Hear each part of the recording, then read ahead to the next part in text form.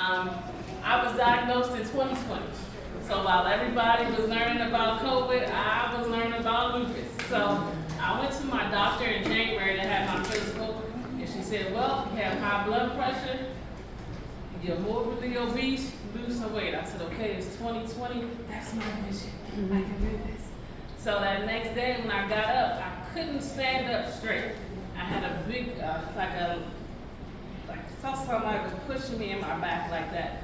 So I said, well, I don't know what this is, but I did have issues with fibroids about 10 years ago. This is probably that take some motion and keep on going. So I kept going. My breasts started changing. They became hard, they turned black. I said, I don't think this is good. So I went to the emergency room, was telling them about the pain because I had went to get a mammogram and they said my breast looked totally different from the last time and that I needed to get a 3D scan, but that tech wasn't there. I was in pain, so I went to the emergency room. They told me I had low potassium, eat some bananas, and take some pills. So I said, okay, I'm gonna go to my line dancing class and I'm gonna keep pushing. Well, I followed up with my primary care and she said, I think it's cancer because your breasts don't look right. So I go to the breast cancer surgeon and she said, no, it's not cancer. You need to go to an OB specialist. I go there, they run the test. My best friend that's here with me, Farag, took me to that testing. Come to find out I had a 5-pound fibroid that calcified, died, attached itself in my uterus. My body thought I was 11 weeks pregnant. So that specialist referred me to a surgeon to get a hysterectomy. That surgeon was out of the country for a month. So they said, well, do some research and find one. So I kept going back and forth to work because I needed my insurance, I needed my paycheck. I'm a strong black woman, I'm gonna do this. You know, I'm single, no kids, I gotta take care of myself. So I found the doctor, he said, well, I can't do the surgery without a consultation. I have an opening a week from now. I'm like, okay, all right, I can do this. So still going to work. The HR rep saw me one morning because what I was doing was going to work early and leaving late so nobody would see me. Because I needed to make sure my work was done so I could get my paycheck. So one day she saw me and she said, you know, you're a liability walking around like this, stay home. I will work with you, we're gonna make sure you're okay. I said, all right. Go to church, came home, I said, I can't take it anymore, the pain pill's not working. I called my mom. I said, Mom, I'm going to meet Jesus because this pain was too much. She said, if you hang up the phone, I'll kill you. So then I thought about the Tina Turner movie when I told Tina the same thing. So I said, I think maybe I'm still supposed to stay here. Another friend had called and she was like, try a different hospital because that hospital isn't listening. So I go to a different hospital.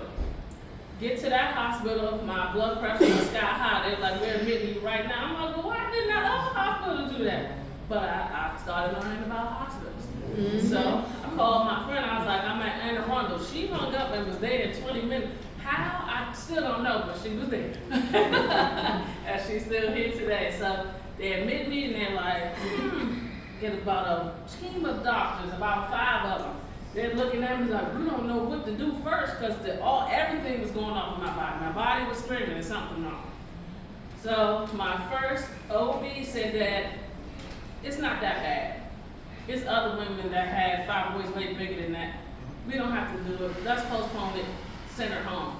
My uncle called from Florida to the hospital to get me an advocate. That advocate came in and they moved her out of my case. The next day I got another OB.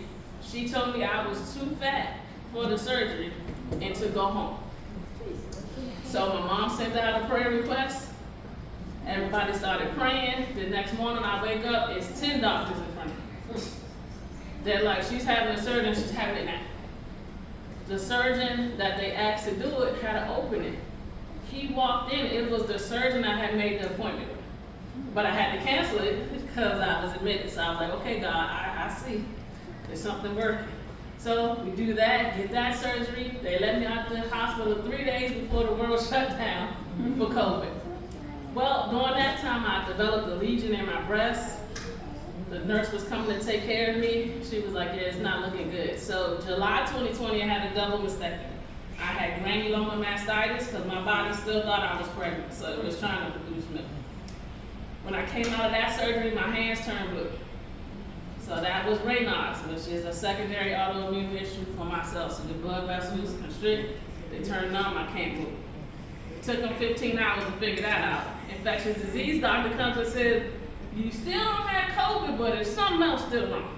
I'm like, what else could it be? I mean, y'all done ran all these tests. What else is left? She said, well, the rheumatologist is in the hospital. You have to go outside. So now I got to make another appointment and wait another week. Get there, they find Discoid Lupus. So they tried to see if the lupus woke up the fibroid or did the fibroid wake up the lupus. We still don't know. So I started getting on prednisone. We didn't get prednisone, and hydroxychloroquine. And which at that time, the president was taken because he thought it was going to cure the COVID.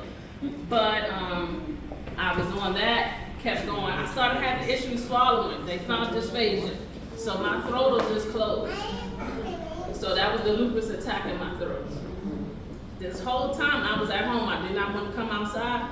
When she would come pick me up, take me to the doctor, I'd be like, is anybody outside? And like try to run to the car real fast because I was just scared.